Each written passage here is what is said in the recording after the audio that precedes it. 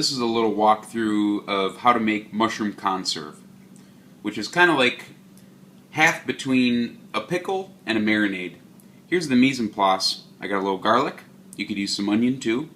I got some puffballs, and I got some summer savory, which is a nice herb. First thing you want to do, put some oil in your pan. I can see the pan's really hot. And now I gotta put some color on my puffballs. With other mushrooms, when you conserve them, you might not need to put color on them, like chanterelles or lobster mushrooms. But with puffballs, you have to. If you do not, they're gonna be like little balls of tasteless, spongy styrofoam. And they're really not good. So that's why I wanted to use puffballs for this demonstration. Because to preserve them like this, you really need to use that technique.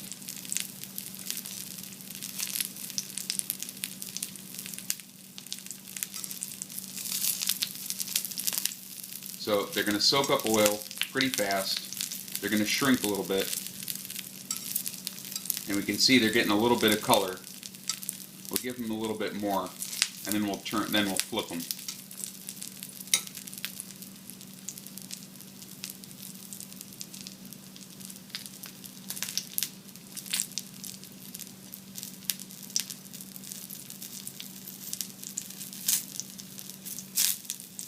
There.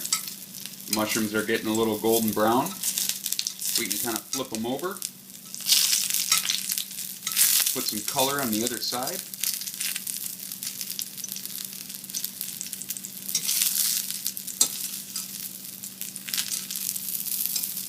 And now, this is when you want to add your garlic. So if we added the garlic before, it would probably burn. And you can see the oil kind of collects on the periphery of the pan here. So if we put the garlic in the middle of the pan, the garlic would burn. We want the garlic to flavor the oil because you're not going to eat it. So just kind of put it over in the oil that collects, and then that in turn will flavor the mushrooms.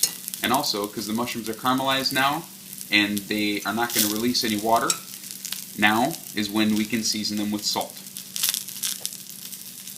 So give them a little salt. We can also put in our herbs too, so we'll add that. Now I can see my garlic's getting a little brown here. I want to make sure the garlic doesn't burn, so I can just turn the heat off.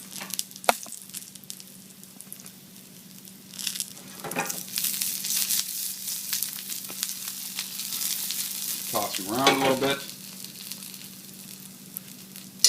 And now, the garlic's a little toasty. The oil's pretty much gone. Now, we can add a little bit of water. This is probably about a quarter cup.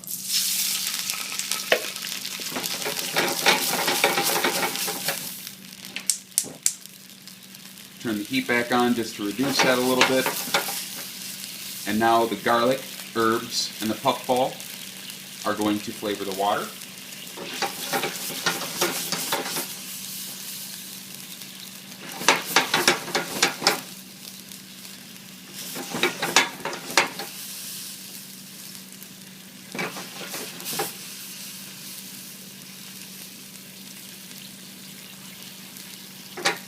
We're going to cook this down for a little bit until the water is reduced.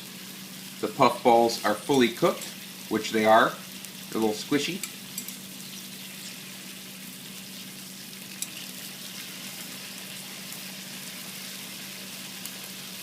You could also use wine instead of water, if you like, which would give it a nice flavor.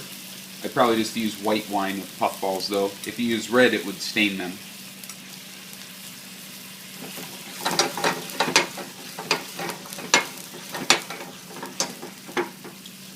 And this is just, the water just, the liquid just kind of makes a nice little natural jus, because these are going to be preserved for a little bit.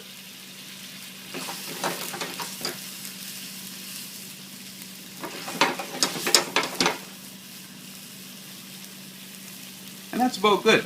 So I'll turn the heat off. Now I'm going to hit them with a little more oil, probably about 2 teaspoons, and then I'm going to hit them with about a teaspoon of vinegar. I'm just using white vinegar, and that's going to help preserve them. I'll taste it. Tastes good. Now from here, I'm just going to put them in a little ramekin, and you could also put them in a mason jar if you're doing a big batch. There's not enough vinegar in here to lower the pH for them to be successfully canned. This is more of something you can just keep in the fridge for a couple weeks, as long as they're tightly wrapped, and they will keep. They will be great with a cheese plate. They'll be great on top of a piece of grilled or roasted meat. And you can see here there's a lot of liquid. And by putting some plastic wrap on here and then pressing that down, that's going to preserve them even longer.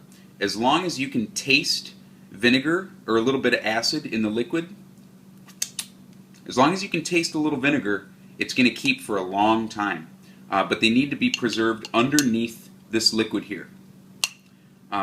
So that is just a basic way to make mushroom conserve.